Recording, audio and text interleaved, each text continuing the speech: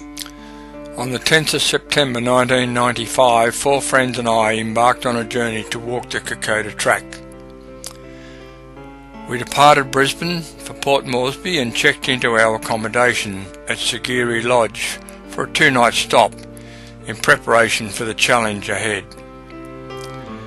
We visited the Bomana Commonwealth War Graves Cemetery, where the graves of 3,779 soldiers killed or having died of their wounds from the Papua New Guinea campaign of World War II have been laid to rest.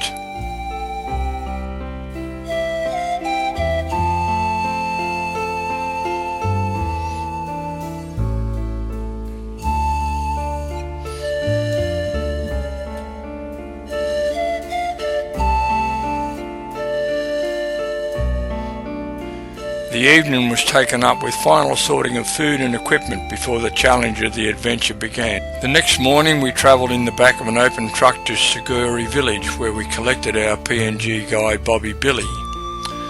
We also visited the memorial at Oa's Corner at the start of the Kokoda Track.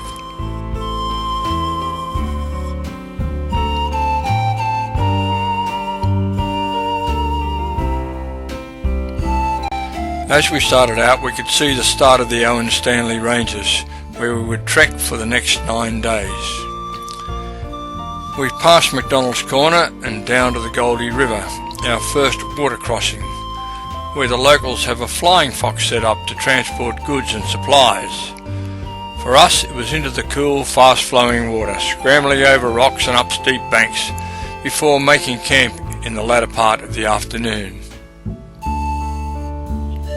The following day saw us taking on the first real challenge of our adventure on the steepest part of the whole journey, up the Golden Stairway, with over 1,000 steps rising 822 metres over 5 kilometres to Imita Ridge at an altitude of 850 metres. This was a very tough climb for all of us. We descended down Imita Ridge to Uwal Creek for our overnight stop.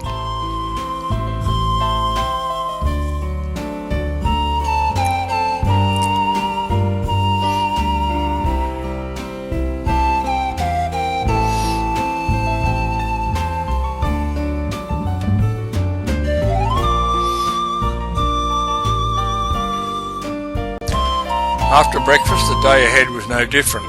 We descended into the next valley, passing through Irabiwa village and up Irabiwa Ridge, another steep climb to 850 metres before descending again to make camp beside Offie Creek, one of many creeks that lay ahead of us. We realised that being wet from sweat or rain or crossing creeks was to be the norm. Overnight we had a pouring rain, which caused the creek to swell and made us move camp in the early hours of the morning to higher ground.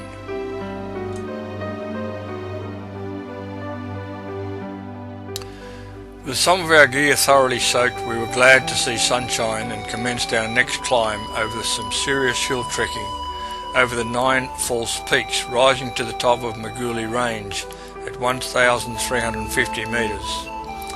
At the top of the climb, we took the time to dry out wet gear in the sunshine before heading down through the settlement of Nauru, crossing Brown River and over Minari Ridge to the village of Minari, where we were welcomed by the village people and began to hand out some of the gifts of pencils, writing material and sweets to the children of the village, much to their delight.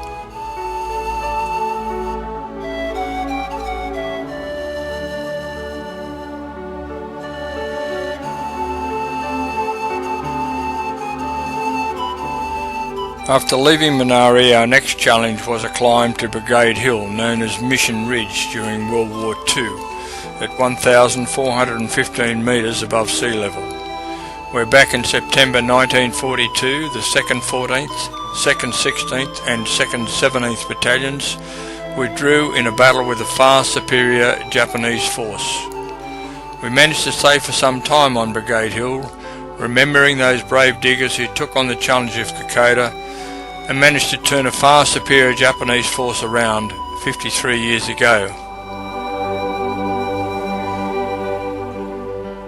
Our descent from Brigade Hill took us to the village of Afogi in the airstrip where we had arranged for a food drop flight from Port Moresby. After meeting with the villagers and passing our gifts to the children, it was time to sort through the boxes and allocate the load amongst us before commencing the next phase of our journey. In all cases we found the local villagers friendly and helpful, and the children were all happy to see us. Leaving Ofogi, we passed through nearby Kagi and headed towards the highest point of the journey at Kokoda Gap, Mount Bellamy, at 2,250 metres above sea level. The early part of the journey was through open grasslands. At Diggers Camp we took a side trip to two dry lake beds at Myola. Myola is an extinct volcano crater, deep in the jungle and a few hours from Mount Bellamy and in the thick of the Owen Stanley Ranges. It's a few kilometres east of the main track and consisting of two dry lake beds. Both are open expanses of ground inside kilometres and kilometres of jungle.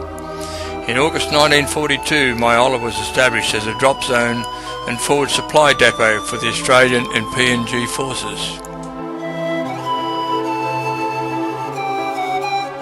The journey from Diggers Camp up to Kokoda Gap provided many challenges for the group. The wet ground and in some cases close proximity to steep drops had us all taking extreme care. Although we had made it to the highest point of our journey, there were still many downhill and uphill challenges as well as a variety of creek crossings ahead of us. With heavy rain in the catchments, many of the creeks were swollen and provided their own challenges. We visited the village of Templeton's Crossing, a position that was a turning point in the repulsion of the Japanese occupation of PNG. There are a small number of huts, grave sites and a memorial to those who fought here in 1942.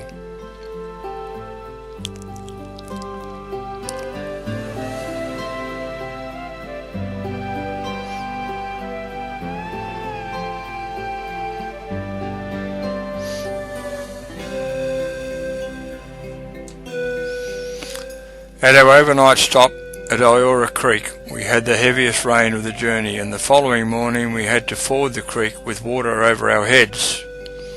For the shorter members of the group, this was a small challenge, and the dress code for the plunge became optional.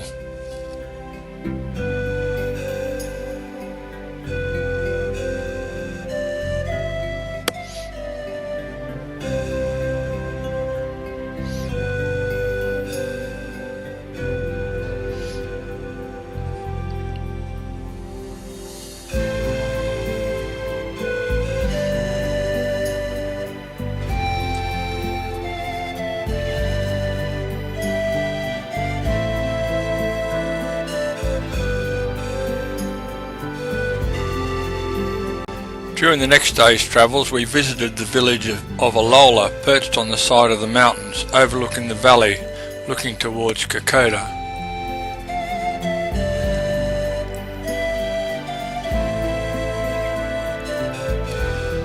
The final days of our trek took us into Ishirava village at 1,318 metres above sea level, including a visit to another of the strategic battle sites of the Kokoda campaign, before we took the final downhill run through the small villages of Denaiki, Hoi and Kavilo by way of some very dense jungle and miles of choco gardens planted by the local villagers and growing wild, then plantations on the flat plain to finally reach the village of Kokoda down at 350 metres.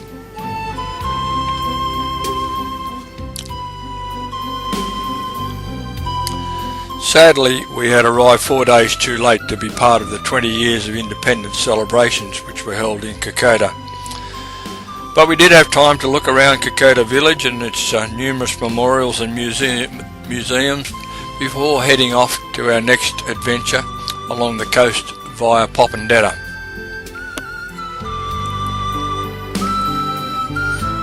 The following morning we took a PMV, that's a people moving vehicle, with the locals and their animals and produce down to Popondetta and civilization for a couple of days rest. After Popondetta we hitched a ride to Gona on the coast and also visited Sanananda and Boona over a 3-day period.